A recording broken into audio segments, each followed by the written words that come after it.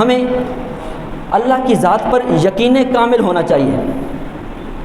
اللہ کی ذات پر اگر یقین کامل نہیں ہے تو پھر ہمارا ایمان ادھورا ہے۔ ہم اپنا محاسبہ کریں کہ جب ہم رب سے دعا کر رہے ہوتے ہیں تو کیا ہمارا اس وقت یقین کامل ہوتا ہے؟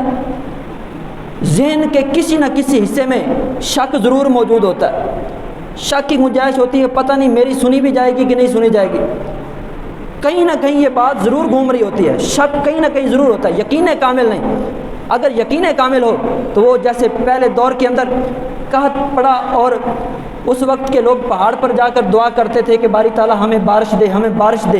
ایک دفعہ ایک چھوٹی عمر کا بچہ وہ بھی اس پہاڑ پر گیا، ساتھ میں چھتری لے کر گیا، تو اس وقت کے لوگوں نے مذاق بنایا کہ ہم اتنے دنوں سے آ کر دعائیں مانگ رہے ہیں، ہماری دعا قبول نہیں ہو رہی، تم ساتھ میں چھتری لے کر آگے ہو۔ تو اس بچے نے کہا ہم رب سے مانگ رہے ہیں، جب رب سے مانگیں گے تو رب عطا فرمائے گا۔ اس بچے کا ایسا یقین کامل تھا، ابھی دعا مکمل نہیں ہوئی، اسی وقت اللہ تعالیٰ نے بارش عطا فرما دی۔ تو ہم جب رب سے مانگیں تو ہمارا یقین کامل ہونا چاہیے،